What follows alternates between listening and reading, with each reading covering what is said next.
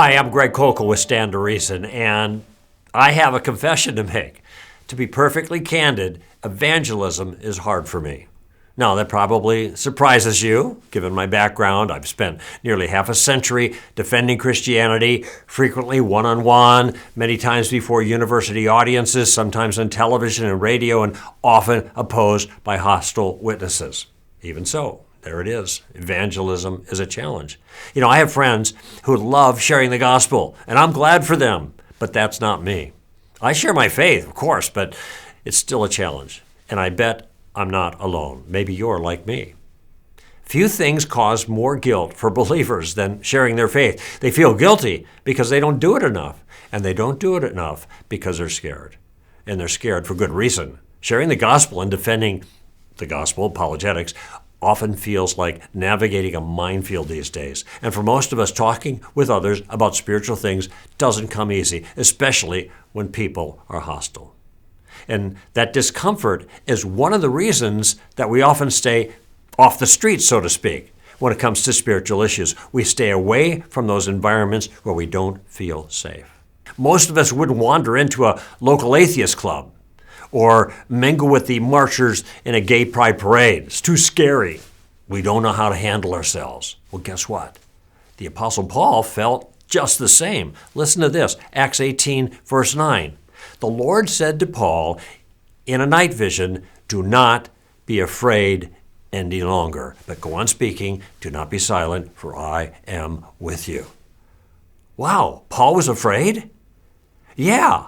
And not only that, when Jesus sent his disciples out on their first short-term mission, you find that in Matthew 10, he told them, "Do not fear," 3 times in 7 sentences. Why did he do that? Because he knew there were reasons to be anxious. Now, Jesus said not to worry. They had an ally they could count on. It was the Holy Spirit. That's good advice, of course, but it's often misunderstood because there's another detail a lot of people miss about the disciples' situation. Jesus didn't give this assurance at the beginning of his ministry, but right in the middle. Here's what he said at the beginning: "Follow me, and I will make you fishers of men." In other words, Jesus was going to instruct them. He was going to equip them. He was going to prepare them before they hit the street. And that's the rationale behind street smarts. Following Jesus' example, I want to teach you how to be more effective fishers of men. I want to help equip you in a specific way to address the challenges to your Christian convictions that you're going to face. So, what do I mean by the street? Well, the street is anywhere you feel vulnerable, out of your element, exposed to danger. We keep our distance from threats that we don't think we can handle. Just like the Hebrew spies encountering giants in the promised land, we feel like grasshoppers in our own sight. The challenges seem bigger than they actually are sometimes, and we seem smaller. The giants are real, but they're not as big as you think. I want you to consider something that intimidates lots of Christians, yet actually works in favor of Christianity in a way that maybe you didn't realize. When you think about it, there are many ways to show that Christianity is false. Now, I'm sure you didn't expect me to say that, right? But it's true. Our story starts in the beginning, God. But if there's no God, then there's no story, right? End of issue. Christians are disciples of Jesus. But if Jesus never existed, then our project doesn't get off the ground. If there's no soul that survives the death of our bodies, no one goes to heaven or hell. So what's the point of the good news? If right and wrong are just a matter of personal opinion, moral relativism, there's no real sin. So judgment in a place like hell makes no sense anyway. If Jesus didn't rise from the dead, Paul himself says, most people should be pitied. Okay, now these are all challenges that represent what might be called the soft underbelly of Christianity. It's where we're vulnerable, right? They're beliefs we hold that make us vulnerable because, at least in principle, we could be mistaken. Now, another way of saying this is that Christianity is falsifiable. It can be shown to be false. It can be disproved. But if it can be disproved, that's not a bad thing. It's a good thing. If a view is falsifiable, then it's also verifiable, able to be shown to be true. And that's exactly what Christians can do. Those challenges don't destroy Christianity because they don't succeed. We have the evidence, and we have the answers. And I'll give those answers to you in this course. Here in Street Smarts, I'll give you the tools that you need to face and tear down the strongholds raised up against the knowledge of God. That's what Paul says in 2 Corinthians 10. So I've started this series in an odd way, admitting at the outset that the task we face can be daunting, because I don't want you to be overwhelmed by the thought of the challenge. There's a better way. Get street smart. That's what I'll help you do in this course. It's natural for us to feel vulnerable when we are vulnerable. Jesus anticipated it. He warned us in advance. Paul experienced it, just like you and I do, and he overcame it. And you can overcome it too, with a helping hand. So let me ask you a question. Do you like taking tests? Probably not. Most people don't. Let me ask you another question. Do you mind taking tests when you know the answers? Oh, that's different, isn't it? So here's the simple truth. The giants shrink when you learn how to deal with them. Well, that takes information. It's part of the training Jesus gave his own team, and it's the kind of training I'll give you here. So let me give you a quick summary of how Street Smarts works. Street Smarts trades on a basic approach I explain in detail in another work. It's called Tactics, a game plan for discussing your Christian convictions. That's where I lay the foundation. That plan is a powerful technique to keep you in the driver's seat of otherwise difficult conversations with skeptics and challengers, yet in a safe, genial, friendly, and amazingly effective way. The tactical approach has completely transformed my ability to make a difference for Christ. Now, if you haven't done so already, reading Tactics will be a big help, but Street Smarts will still serve you well as a standalone guide to answering common challenges effectively, even if you're a newcomer to the tactical approach. I'll help you with that. In our next session, I'll revisit that basic game plan with you and bring you up to speed on how it works and how you can put it into play quickly and effectively. It's easier than you think if you simply follow the steps. Now, Street Smarts takes the next step, moving you beyond the basic game plan that I'll explain soon by expanding on the third part of that plan using questions to expose a weakness or a flaw in another's mistaken views about God or God's world. In Street Smarts, I'm going to focus on the larger issues themselves, things like atheism and the problem of evil and abortion and science and Christianity and problems with the Bible, that kind of thing. And I'll give you the insight you need on precisely how those challenges fail. I'm then going to give you specific questions that you can use for conversation to point out those problems. The training then actually consists of two different parts. First, the content. In order to use questions to answer challenges, you have to know the answers to the challenges. You have to see where the weaknesses are. But when you begin to see the flaws in some of the toughest opposition you'll face as a Christian, those giants are going to shrink. And this brings us to the second point. There's more to making your case, obviously, than seeing the flaws. You also need to know how to tactfully expose the weaknesses you've discovered. And you'll do that by using specific questions in a precise and particular manner. Jesus said to be shrewd, but gentle. That's exactly what's needed on the street. So for each particular challenge, I'll supply the questions to help you smoothly enter into that conversation. I'll then expand on those initial questions into sample dialogues that will guide you forward according to the game plan. And that's how you'll bring the weaknesses to light in a gracious and disarming way. Now, these mini dialogues won't be complete, of course. They're just helping get you going. It's hard to know how any conversation will play out in the long run, but they will be enough to get you moving ahead in a good direction. And once you're in the driver's seat of the conversation, and that's the key advantage to the game plan, you'll gain momentum, making the rest of the dialogue a whole lot easier. Now remember, these sample conversations are model exchanges. They're not precise scripts that you need to memorize. Instead, what I want you to do is to try to internalize the key questions that give you a clear grasp of the basic direction you want to go. The core ideas I offer, you can weave those into your conversations in a friendly way that fits your own personality. Make it your own. But let me give you an encouragement. The Street Smarts approach has proven itself over decades that I've been using it myself in a host of hostile encounters, and it's also been true for thousands of other people that I've taught this approach over the years. It's allowed them to maneuver almost effortlessly and with complete safety when talking with others, even in the most challenging conversations. So, simply put, I want to make a hard job easier for you, much easier.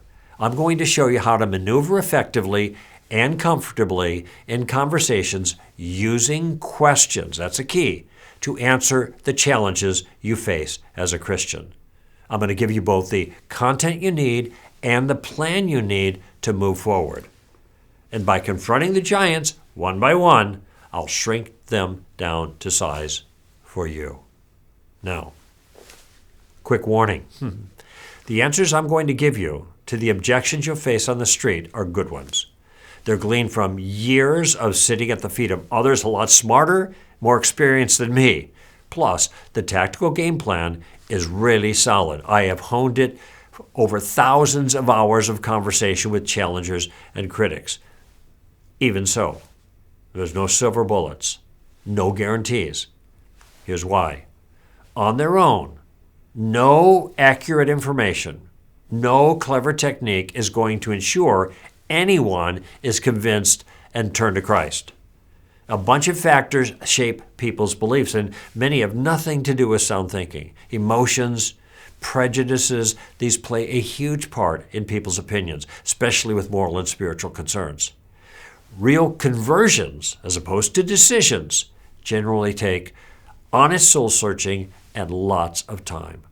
Plus, the process is rarely tidy. You know this, partly because life isn't tidy, all right?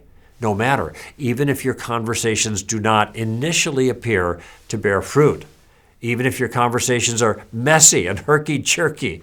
I've had a lot of those. Don't despair, because the long-term impact of your faithfulness and your witness can really be profound. Trust me on this.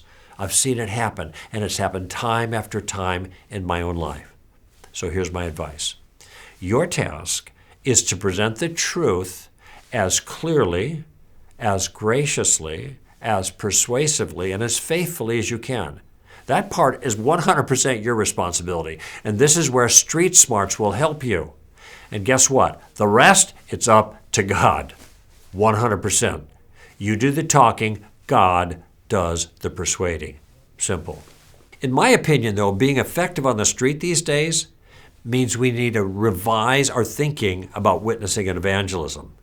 So, and this is controversial for some people, but hear me out. Instead of pressing for a quick harvest, we need to settle for some, what I call gardening, okay?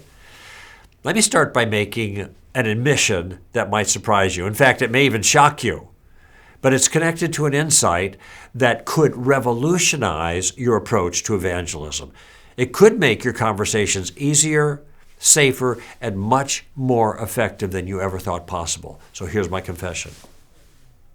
I haven't prayed with anyone to receive Christ in over 30 years. I've been a Christian nearly half a century. I've spoken on over 80 college and university campuses. I've publicly defended Christianity on 6 continents, but I have not led anyone to Christ in decades. I know what you're thinking. What a loser, right? But from a biblical perspective, it makes perfect sense, because I've stumbled upon something I wish I had seen years ago, since the Gospels and the book of Acts are thick with this.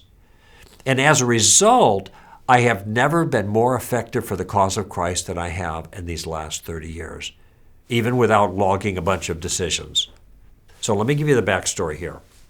I became a Christian back in the 70s during the Jesus movement. Back then, you just give the simple gospel, answered a few questions, invite people to receive Christ. People prayed, and they received Christ. Okay, not too tricky. Okay, times have changed, though. The gospel is not simple anymore. Now, the gospel is still the gospel. Okay, that hasn't changed, or rather, it shouldn't change.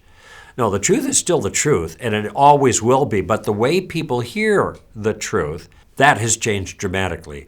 Why? Because the cultural conversation has changed dramatically.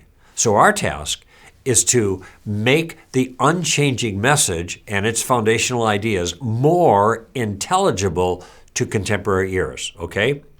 Now, in the 70s, Christian words and Christian doctrines made sense to people. The people were familiar with all of that.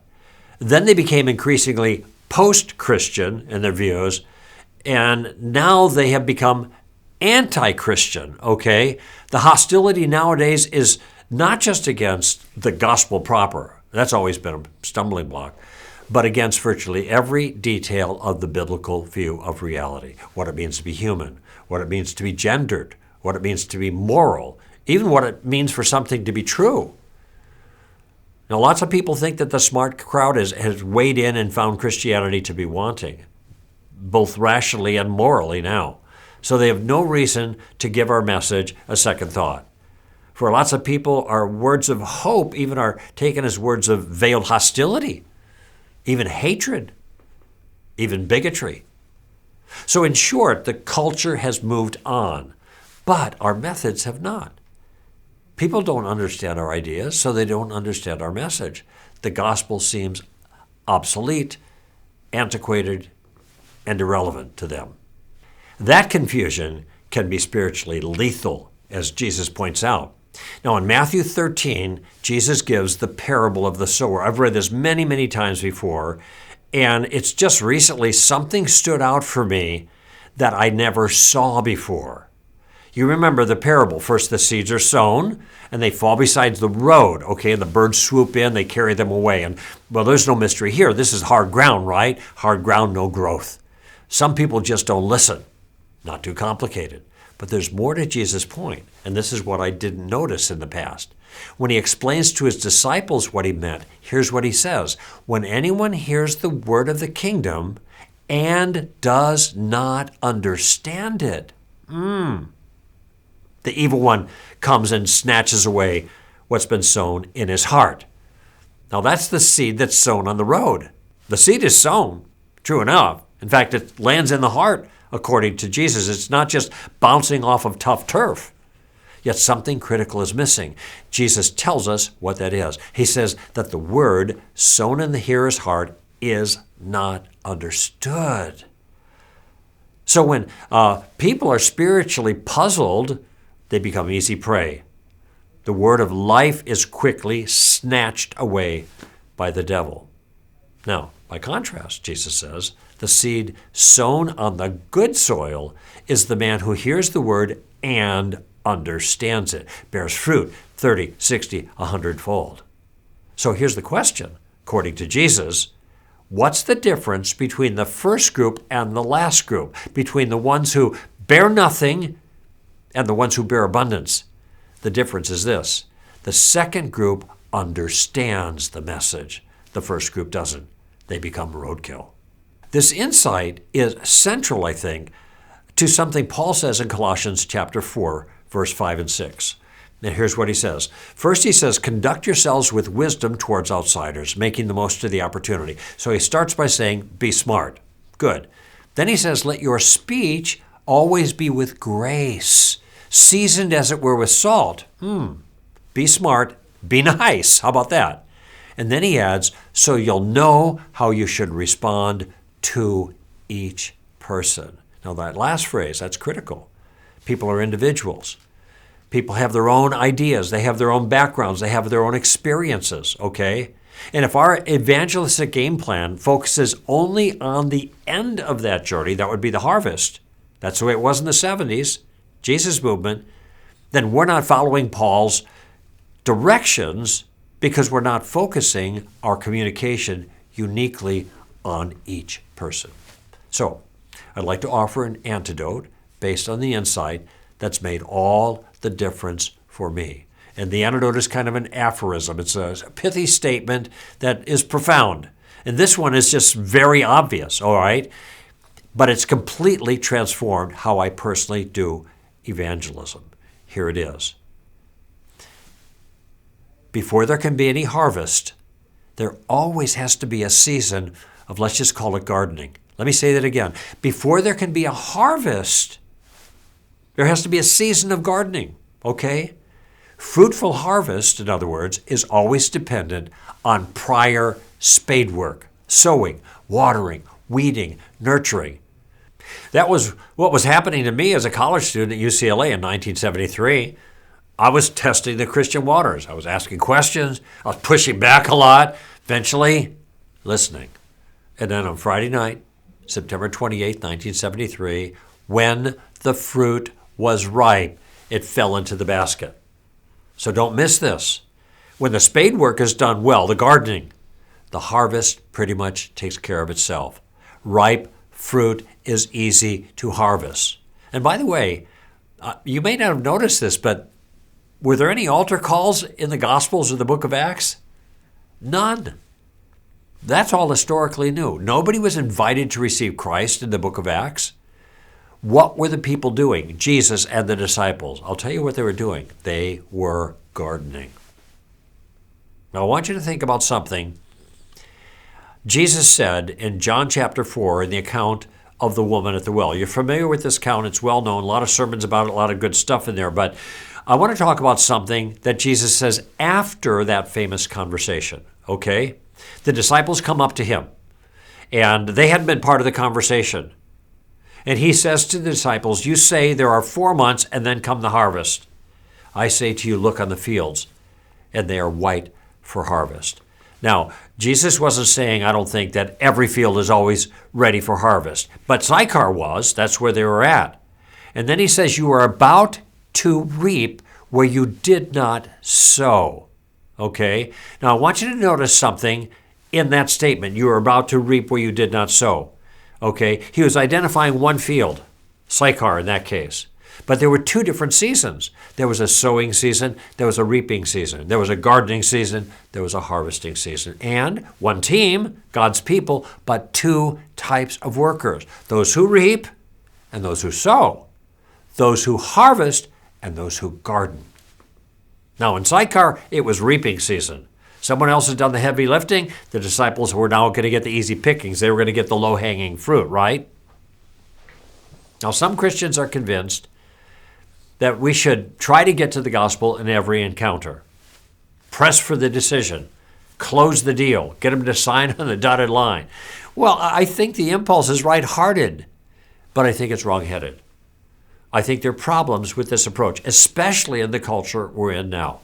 And one problem is we're not listening to people long enough to learn their cultural language. And if we don't listen to understand their views, how are we going to communicate so they understand our views? If our words of truth fall on deaf ears, there's no understanding. And those precious gospel seeds get whisked away and the devil wins. But there's a second problem.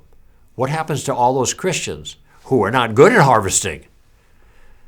They might be great gardeners, but all they have is a harvesting model of evangelism. What do? They sit on the bench. They're out of play. The idea of pressing someone for a decision, especially in today's hostile environment, that's just too scary. Now look, I'm completely sympathetic about that. I understand it. I've been there. The fact is, most of us are not good closers, so we never get in the game. And when gardeners don't garden, the harvest suffers. Now, don't misunderstand me. Harvesting is critical. There'd be no kingdom growth without it. But without the spade work, without the plowing, without the planting, without the cultivating, gardening, there's no kingdom growth either. There is no good harvest without good gardening. Now, remember what Jesus said. One sows, then the other reaps. And that's why I don't feel compelled to kind of shoehorn the gospel into my conversations in an odd or artificial way, pushing towards the finish line if it's not natural in the circumstances. And by the way, even Jesus didn't get to the gospel in every conversation. I mean, in fact, think of his most famous discourse, the Sermon on the Mount, Matthew 5, right? It's almost all bad news, not good news. He was preparing them for the good news that he gave later. No, I don't swing for the fences in my spiritual conversations with other people. I have a different goal. I have a more modest goal. So let me tell you what that is. When I'm in conversation that I hope will lead to spiritual matters, I never have it as an immediate goal to lead that person to Christ. It's not on my mind. I don't try to close the deal. In fact, I don't even have it as a goal in a conversation necessarily to get to the gospel. I may end up there, but that's not what I'm looking for at the beginning. Do I want that person to come to Christ? Sure. Of course. Is the gospel necessary? Yeah. It's the power of God to salvation for everyone who believes, all right? But getting to the gospel is not the issue. Let's go back to the parable of the sower for a moment. The problem is the ground the seed falls on. There's no understanding. The hard ground needs tilling first before the seed has any chance to take root. And so I have a more modest goal. And I explain this goal whenever I speak to a university audience. I always start out the same way. And here's what I tell them. I'm here tonight because my life has been deeply changed by an ancient teacher. That's Jesus of Nazareth. And then I tell them a little bit about coming to Christ back in 1973. And then I tell them, look, I'm not here to convert you tonight. All right? And it's a collective sigh of relief, right? I said, I have a more modest goal. And here it is. I tell them, I just want to put a stone in your shoe. All right? You ever have a stone in your shoe? That's kind of annoying, isn't it? It's not the end of the world, but you want to address it. Then I tell them that I said, I want to annoy you a little bit in a good way. All right? I want to have you thinking about something I've said when you walk out of here. That's the stone in your shoe. And if I've done that, I'm a happy camper. That's what I tell them. And then I go on with my talk, whatever it happens to be. What am I doing? I'm not in harvest mode. I'm gardening. Now, you might be thinking, does this guy ever get to the gospel? Yeah, of course I do. Well, when do you get to the gospel? I said, I'll tell you what, I get to the gospel whenever I want. Now, I know that sounds a little cheeky, but the point is I'm trying to get to the gospel when it seems to be appropriate in the conversation, when I can position it in a meaningful way, when it fits the natural flow of the conversation that I'm having. And Jesus understood this. He took his time. He paced himself. He weighed his words so he could be sensitive to his own audience and to the unique circumstances they faced. In John chapter 3, he was different with Nicodemus than he was in John chapter 4 with the woman at the well. I mean, a lot of times he only goes halfway, giving the bad news.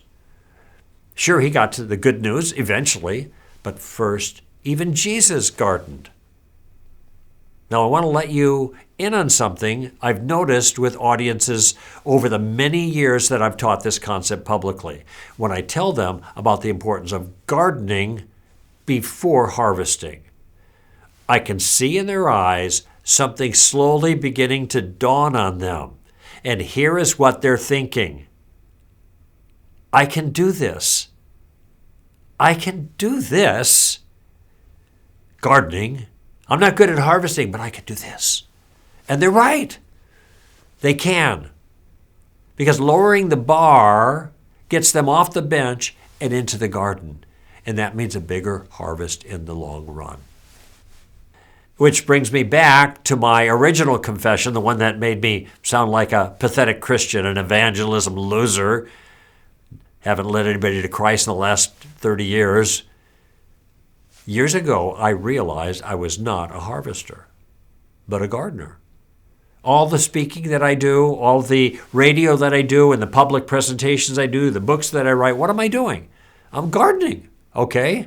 And since the hard work is in the gardening, I actually think most Christians are gardeners too.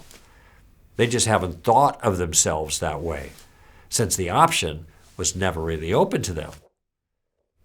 And here's something else you need to know. You might have heard of this guy named J. Warner Wallace, okay? He was the cold case detective who was able to find the bad guy after the murder had been cold for 20 or 30 years. He never lost a case that went to trial. He was a great detective. He knew how testimony worked. He knew how evidence worked, but he was an atheist, all right? And then he took his skills as a detective and applied him to the New Testament and became convinced that the resurrection happened. He became a Christian. Then he became an apologist. Then he became a best-selling Christian author. In fact, Jim Wallace is, to me, the best apologist available on the planet. He's fabulous, okay? But here's something you don't know about J. Warner Wallace and his book, Cold Case Christianity, which you might have read. What you don't know is that Jim Wallace was in my garden when he was an atheist. He was listening to our radio show at Stand to Reason. He was reading our material, and he became a friend of mine and still is. Now, I want to tell you what, I wasn't there to lead him to Christ. Somebody else was responsible for that, okay? You know what happened? Somebody went into my garden. They harvested my crop. Get out of my garden. Is that my attitude? No, that isn't my attitude. Remember Jesus' words, the one who reaps and the one who sows can rejoice together. We're all on the same team. One field, one team, 2 different seasons, 2 different kind of workers. In the body of Christ, different people have different gifts. When it comes to working the field, some sow and some reap. That's what Jesus taught. So, how do you know if you're a gardener or a harvester? It's real easy. I can ask you, how are you feeling right now after what I've said about these 2 categories? If what I've said really bugs you, if you're annoyed at me, if you're thinking you're letting people off too easily, if you think I should be pushing you harder to close the deal in spiritual conversations, well, you're probably a harvester. That's why you're bugged at me. I'm glad you are, by the way. We need you. If, on the other hand, what I've said encourages you, if you're thinking, I can do this, then you're probably a gardener. And I think that would be most Christians. And we need you too. So, if it's beginning to dawn on you that you might be a gardener like me, then make it your modest goal in your conversations to just put a stone in someone's shoe. Focus your efforts on giving them maybe just one thing to think about. That's plenty good for starters. Don't worry about the end game. Don't worry about leading them to Christ. Just get busy doing some spade work. Remember, you don't have to swing for the fences. You don't even have to get on base as far as I'm concerned. You just need to get in the batter's box. And that's what Street Smarts will help you to do. And then you can let the Lord take things from there. That's the secret and the beauty of gardening. And if you do that, if you get off the bench and get into play in simple ways that are friendly yet moderately challenging, you're going to see a dramatic difference in your impact for the kingdom. Don't forget, the more gardeners we have, the bigger harvest we'll have. Then he who sows and he who reaps can rejoice together. And once you're off the bench, you're off the sidelines, you're out on the street, it really helps if you have a game plan.